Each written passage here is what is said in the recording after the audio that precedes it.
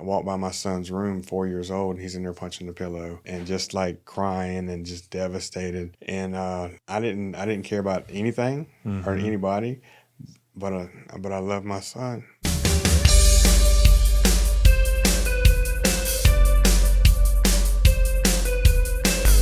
I want to just say thank you so much, Matt and Misty, for being on the Recovery Valve podcast. You guys have an incredible story, and I cannot wait to hear it and wait to talk about it. Matt, I want to start with you. You have 18 years of good, solid recovery in your life and in your marriage. But tell me a little bit about what life was like in your addiction. Why do you think you were an addict? So I grew up in a good church home, had a good family structure, and I had a lot of good things going for me. I was always kind of the rebellious kid. Always, you tell me not to do it. I was wondering why. Why would you tell me not to do it? There must be something you're hiding from me. It must be something, some reason. So I had to find out.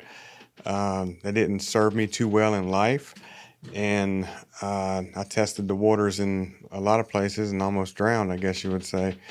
But I became the crazy kid, the one that I started binge drinking in high school. Started smoking weed in high school early on. Do you feel like you started blackout drinking in high school? Binge drinking, not quite to the level of blackout, but pretty close on the weekends. Just there's a little bit, probably more than just normal teenage partying, I guess you would say. My parents would be arguing or something would be happening in my life, and one of my neighbors actually had a lot of access to weed, turned me onto a joint. And when I smoked the weed, man, at the time I thought I'd found something great. Yeah. Didn't realize that each toke I slowly became a slave. When it really hit another level, it was when I found out my parents were getting a divorce.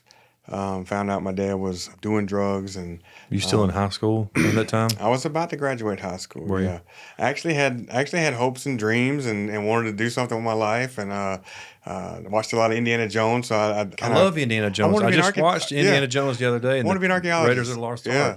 I had the Hope Scholarship. I had dreams. I had things that I wanted. When I found out that what I thought at the time was that my whole life had been a lie, and everything I was taught was not real or not true in life. And my granddaddy was also dying of Alzheimer's, and he was like the best Christian man that ever walked the earth to me, probably to this day. And when he was dying of that, and my family was falling apart, found out we went to church, we had all these things, and when I found that out, I just absolutely hated God. I said, Really? I don't want anything to do with you. If this is how you're going to let your guy go out of life, or he's got Alzheimer's. And years later, my uncle who was dying of ALS, he said something that really made that make sense. He said, "Son, you don't get to decide how you die, but you do get to decide how you live." That's a good word. Yeah, he said I lived well. So, and my granddaddy did too. So they both had great lives.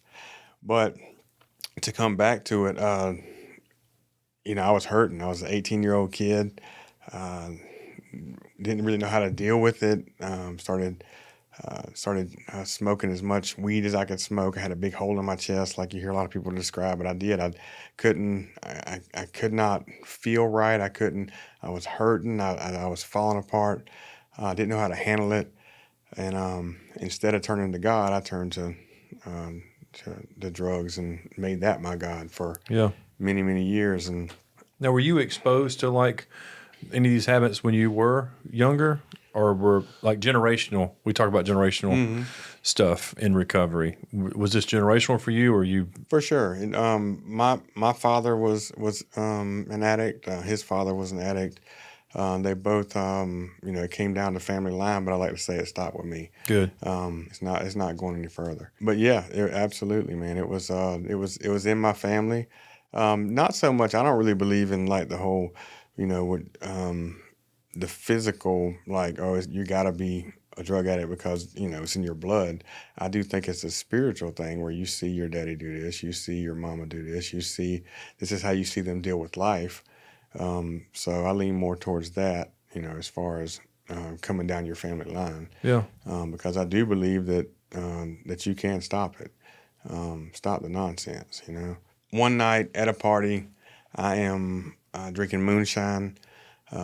pretty much on death's doorstep. I really drank and did smoke weed, and I would do acid. I would do all these things, but I was never going to do meth. I was never going to do coke. You wasn't going to get me to do nothing. I wasn't going to be a drug addict. But I was smoking. You weren't going to be a drug addict. Yeah, in my mind, I said, I'm not going to be a drug addict. It's not going to happen.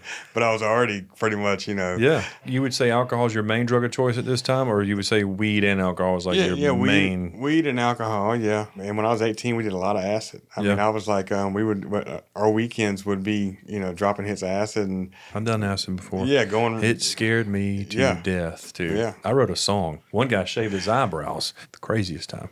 Yeah, I did. I tripped a lot when I was probably 18, 19 years old. It scared me too, but for some reason I didn't. It scared everybody else that you were around. Oh, yeah. Okay, so were you guys together at this point? She's my childhood sweetheart, and okay, we met in high school. I feel like she's seen how awesome I could be before it would turn south. I'm totally kidding, but no, it was. I mean, seriously, he wasn't anything other than someone who would, drink on the weekend. It was not he didn't start in the morning. It was, normal activities until you go to a party at 9:00 and everybody's got, there's a keg. And so sure, he's drinking, or smoking weed, but, holding it together during the day. I mean, he would go to school and do things, and sure, he might cut school and, get high, but it wasn't an everyday kind of thing. I don't want to say everybody does that in high school, because that's not the case. Right. But I know exactly what you're saying. I was not doing it. I was not partaking in the things that he was doing in high school. But I mean, that I would not have even considered, dating somebody that couldn't stay awake or, couldn't carry on a conversation because they were so high or so drunk. I do believe I was an addict, yes. I also believe I haven't been an addict in 18 years, because the definition of addict is when you give yourself over to something, or I forgot the Webster, but it's somebody who is addicted, somebody who is giving themselves, I think it's passionately or zealously over to something, and I haven't done that in 18 years, but at the time, absolutely. I was passionate about getting high. I was passionate. I was in love with the lifestyle. I did not want to feel anything. When I finally actually really got addicted was crystal meth. I was binge drinking. I say at a party, but it was always a party. And the party never stopped. I mean, it was till 2 a.m. It didn't really stop for us. It's crazy because my mom went there too. I was like, bro, he's talking about the early 2000s right now. Every rap song that it's ever, but that's I tell people all the time now, change your music, change your life also, because every rap song that I was listening to, I was living or trying to emulate a lot of that in my life. So, you're absolutely right. And I heard that when I first started attending church, not because they were trying to push a certain type of music on or tell me what shows to watch. I'm not watching VeggieTales or whatever, but I just remember you start becoming what you surround yourself with. Yeah. And that was the case when I was younger, and it's the case when I'm older. For sure. Smoking dope and getting high as a kite, and then drinking moonshine, and there was one of those Gatorade bottles of moonshine, and I just chugged it, and that's who I was. I had to drink more. I was drinking heavier. I was kind of that guy, when I pretty much was losing consciousness, I remember them. Barely remember it, but some of it's what people told me later on too. But I'm turning green. They're about to call the ambulance. Or like, look, dude, this dude's dying. You better call the ambulance. And nobody wanted to call them, but they're like, this dude's dying. You better do something. And they prop me up, and there's like the big long mirrors you get dressed in, in the mornings and stuff. This guy had come in and laid out these huge lines of crystal meth. Before this, I wasn't going to be a drug addict. Right. So I'm not going to do this stuff. And I remember them saying that all you got to do is snort this, and you'll be, you can drink all you want, smoke all you want, and you'll be Superman. And sure enough, man, I snorted it, and I felt like it was like a baseball bat, but it felt great. It's like something hit me so hard in my face.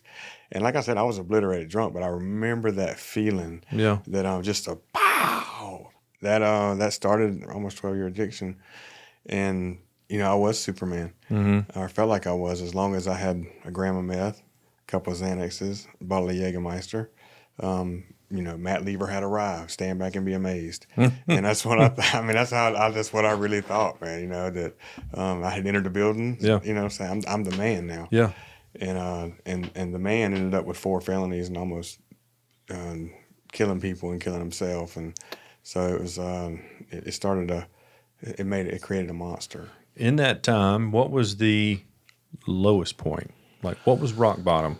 It was. I had been up for weeks. We were trying to see who could stay up the longest on Red Rock Crank. I was already seeing like shadow puppets. Had pepperoni pizza face. I was just out my mind, tripping. I couldn't even talk. I was mumbling.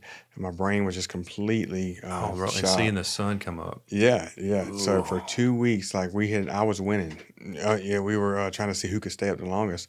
And I remember a guy brought some acid in, like 10 hits of acid, and on sheets, and when he came in, I stuck a whole 10 hits on my tongue, and legally insane is like 7 hits is what they say, and I did 10 after being up for 2 weeks, and I'm sitting here watching this is trying to tell you my age too, Invasion of the Body Snatchers, in this movie, and if you've tripped acid, you know that you're influenced easily. Mm-hmm. So I'm watching aliens that have taken over the earth put eggs over these people that are asleep's head, and then little worms will get out in their head.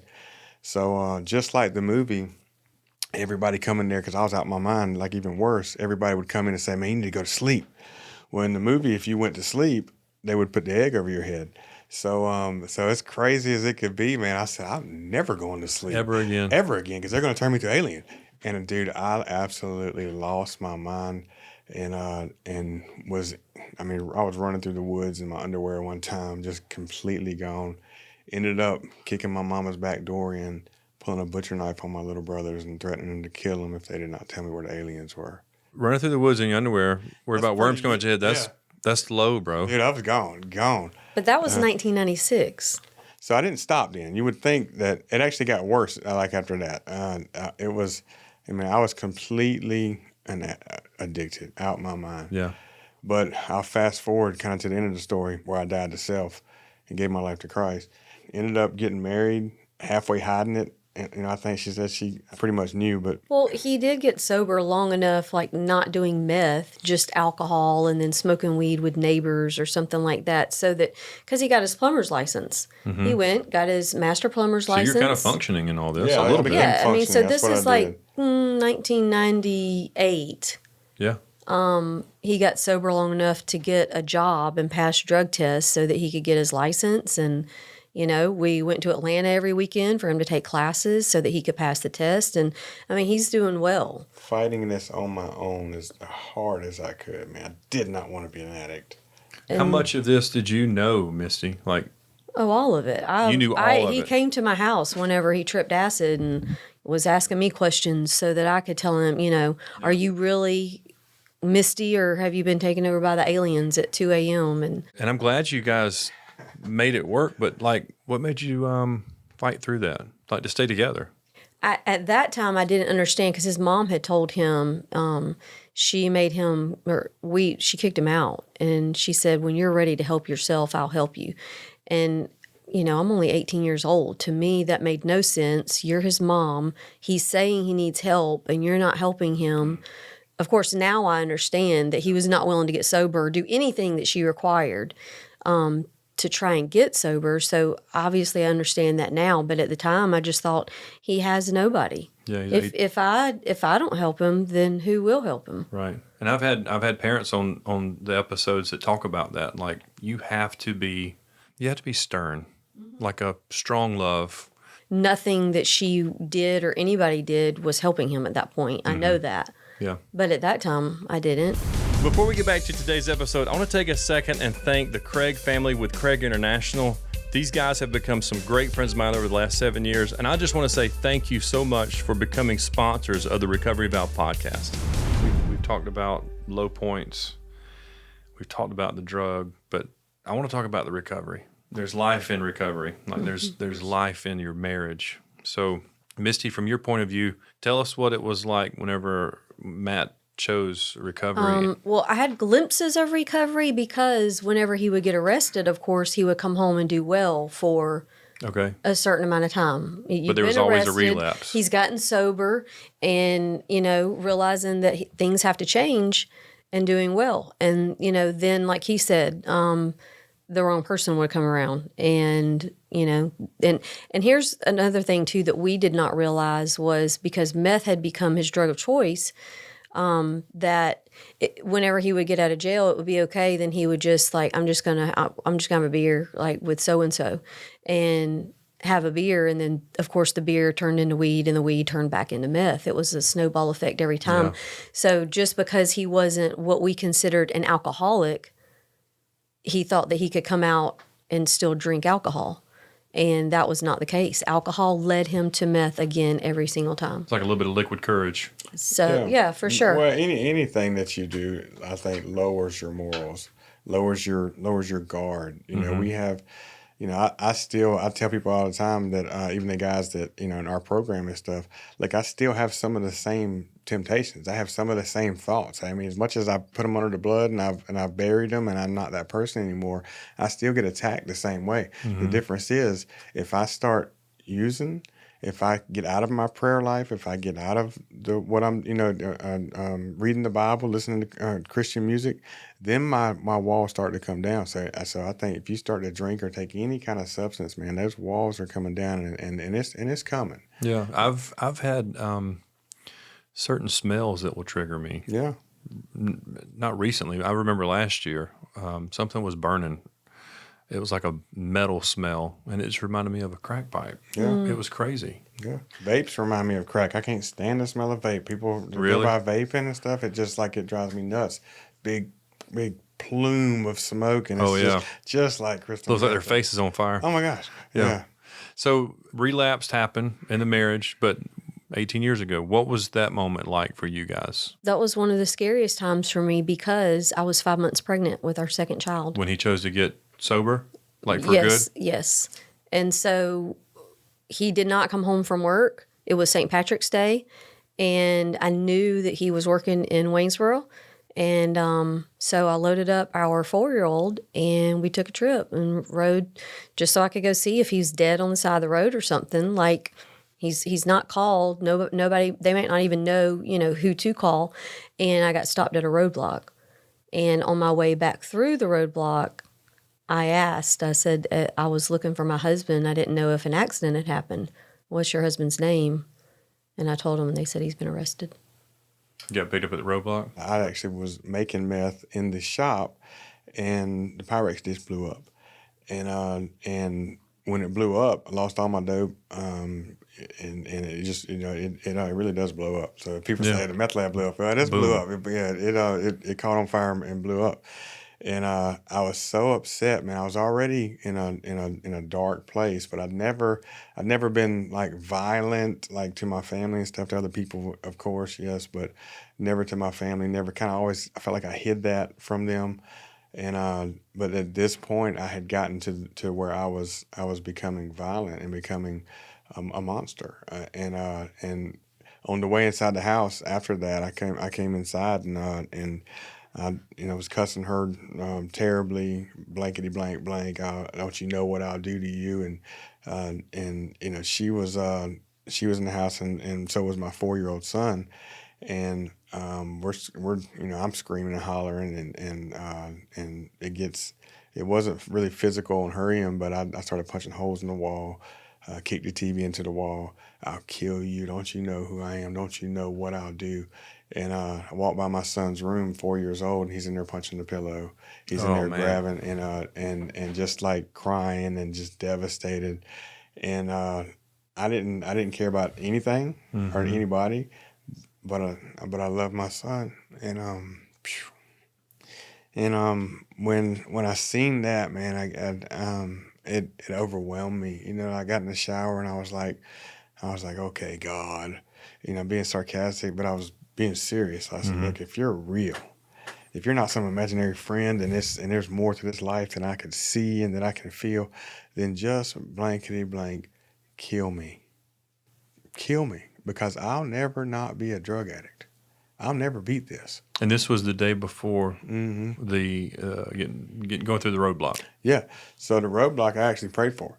So I'm in the shower. I said, That's what I look, was kill me or help me, because I give up. I'm done. I'll never beat this, but I don't want to turn that kid into who I am. So I'm begging you, just do something. Yeah. Didn't, I wanted magic fairy dust. I wanted it to be like abracadabra, alakazam, no longer an addict. Here I am, So next morning, I end up going to sleep. Next morning, I get up, have to want to provide for my family, so I end up going to the dope man's house, and got some, and they set me up. They put me they set up a roadblock just for me, I think. And arrested me afterwards. I wasn't going back to jail. There's no way. I'm not going. I'm not. It's not happening. I'd kill myself if I went to jail.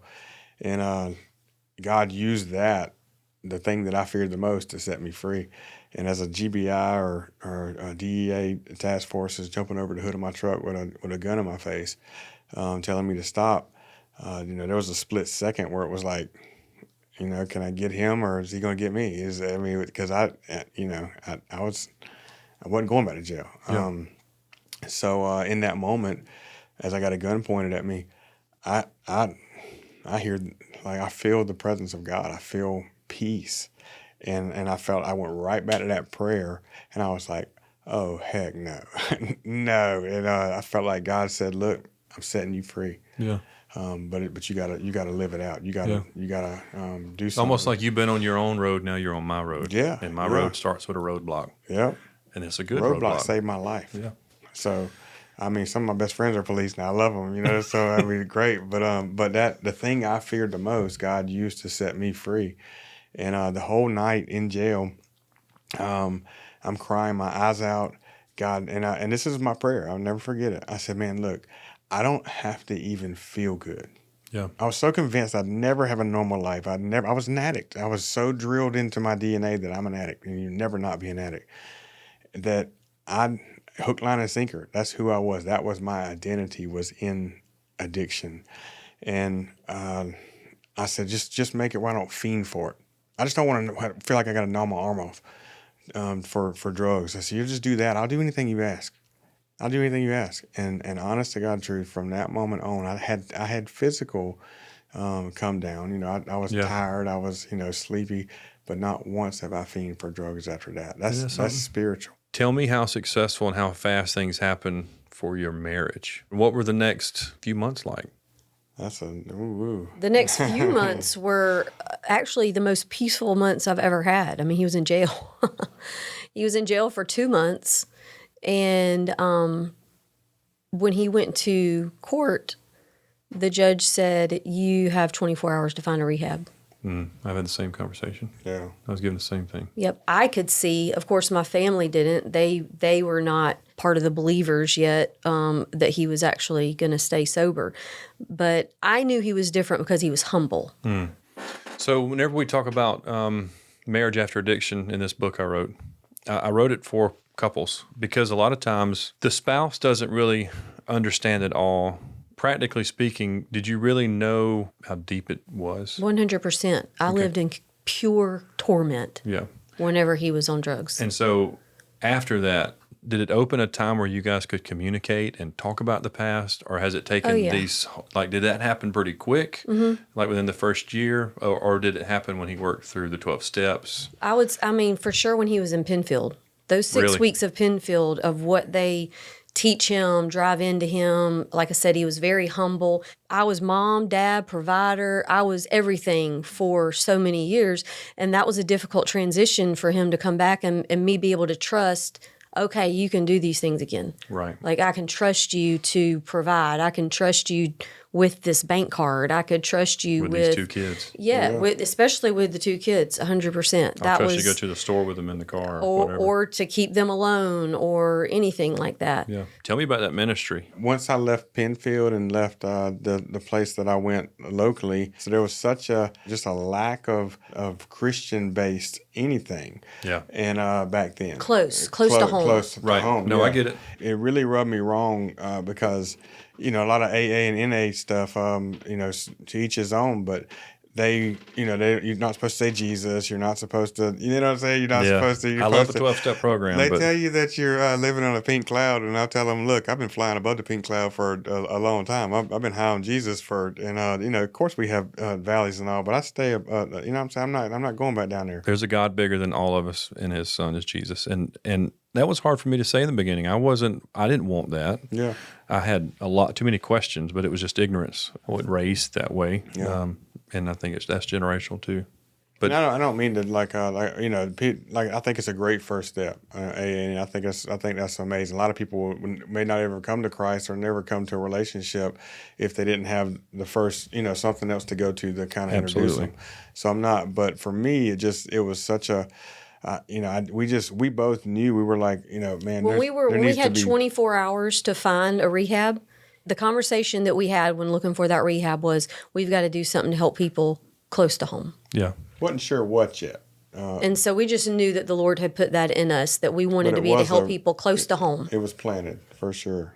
And then in October of 2009 is when we started the Celebrate Recovery program there. So we started it then, and I come to find out years later it was more for me than anybody that's ever walked through that building, because it taught me how to prepare a lesson. It taught me how to teach the gospel. It taught me how to eventually preach the gospel, and Kept you accountable kept me every week accountable, to have yeah. to come back and that's how God's using you in this ministry. Yeah, that's how He's using both of you. I mean, because I'm assuming that some of these men that come into the ministry, they're married, and so they need to see that there's success in this. When they come in, how long are they staying with you? Do they graduate? Do they stay with you in the house or in these homes for a certain amount of time? So we started Prodigal Ministries about 6 years ago in October. Is that right? 2018. Yeah.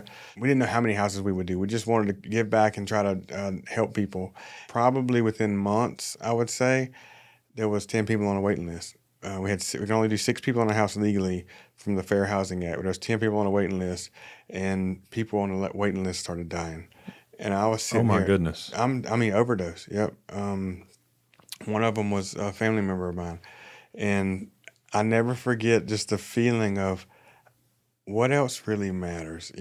We kind of committed right then. Look, I never want to not have a bed again. Yeah.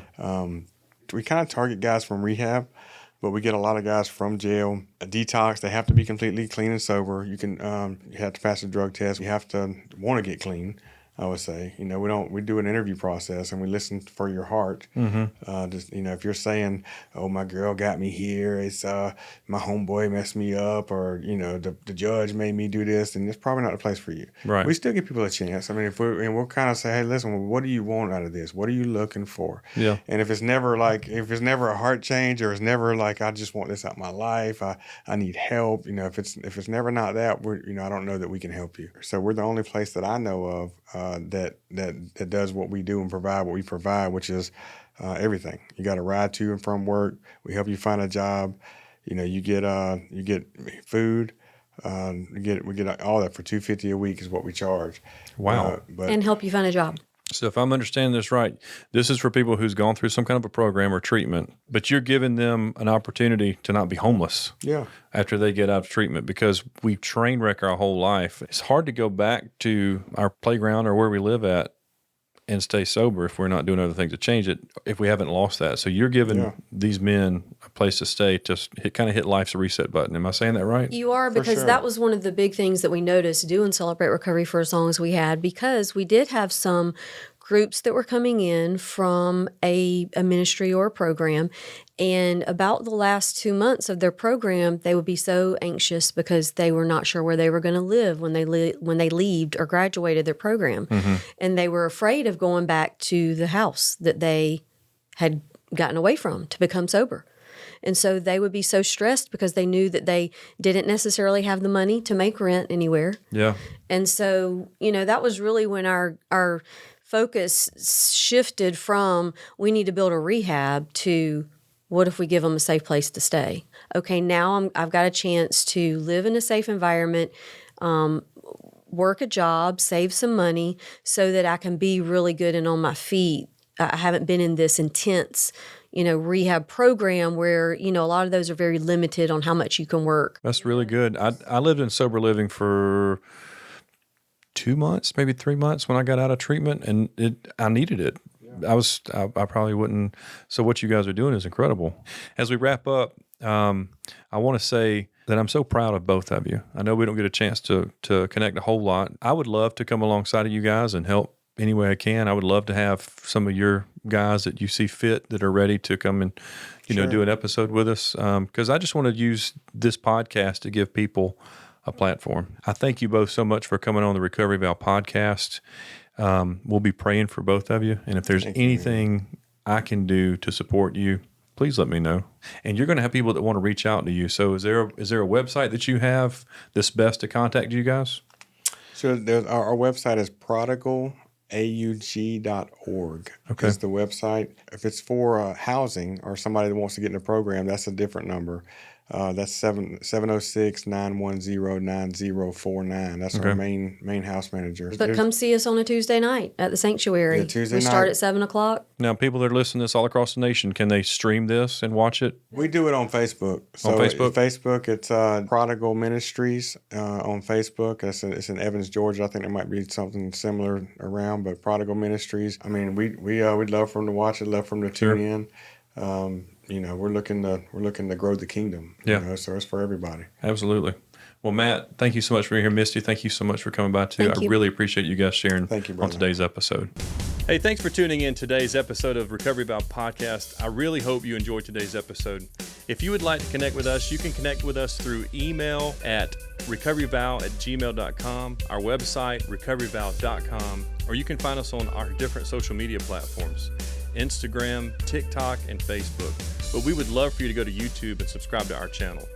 If you would like to pre-order a copy of my book, Marriage After Addiction, Take Back Your Life Together, you can do that through the store at exomarriage.com, or you'll see a link on any of our social media platforms. I look forward to seeing you again very soon. I hope you enjoyed today's episode. Recovery Valve Podcast is brought to you by Goldmec, Newsom Electric, S&S Supplies, Carpet Cleaning Pros of Augusta, Rhett Walker, Atlas Health and Wellness, Norval Fixture and Equipment, Augusta Lawn and Turf, the Augusta Dream Center, Bagwell Insurance, Sally Kohler Photography, Burroughs Elijah Attorneys, Communigraphics, Kendra Neal Studio, Kendrick Paint and Body, Coleman Construction, Augusta Magazine, State Farm Insurance, Craig International. And I want to say thanks to everyone else who's contributed to the Recovery Valve podcast. We couldn't do this without you.